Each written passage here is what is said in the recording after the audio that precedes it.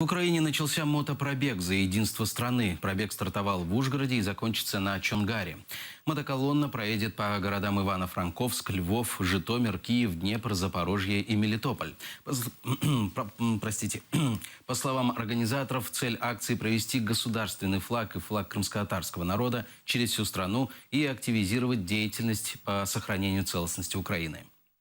Хотя байкеры вне политики, но наша боль показать власти, показать правительству, показать людям, что есть люди, которые нуждаются в нашей поддержке. Вот в честь этого у нас следует пробег. Кто-то идет туда с оружием, кто-то помогает.